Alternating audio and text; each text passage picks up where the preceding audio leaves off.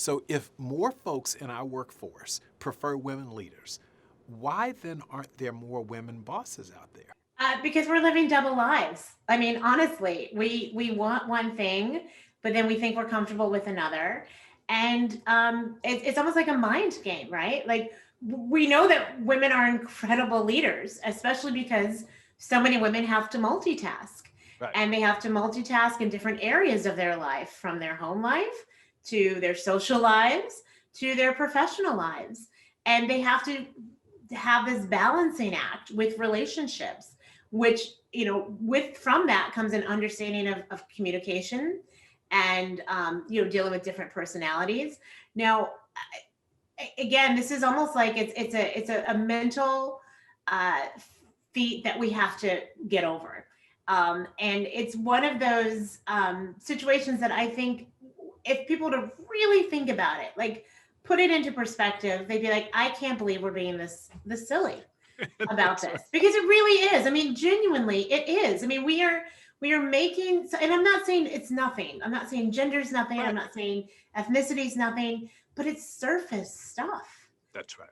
I That's was right. in New York City for 9/11, and that Tuesday was the longest Tuesday of my life. That Wednesday we hold up. That Thursday, I was in line with thousands upon thousands of other New Yorkers. And people were there with sandwiches and water and tools and equipment, and just all wanting to help. And at that moment, I looked around. It was one of the most beautiful things I've ever seen. There was no ethnicity, there was no gender, there was no age, there was no politics. It was people there to help people. And that's when I realized that it's possible to get there.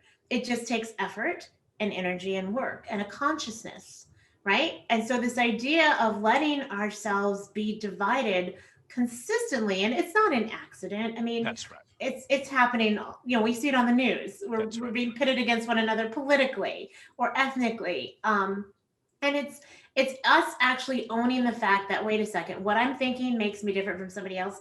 That's surface stuff. That doesn't, in the scheme of things, that doesn't really matter. So we have to own the fact that we're not going to buy into this game of the otherizing. The we that feels more comfortable with female leadership is not the we who's making the decisions. We would also like a lot more vacation time. We would also like the median pay for most positions to be higher than what it is. The we who want that are not the we who are making the decisions for who gets to be in power. So part of it is the machine of the status quo continues to replicate itself. So we really need that conscious empathy is what people are looking for, right? That's why we want why we want that female leadership. So we've got to raise the consciousness level of the people who are currently making decisions.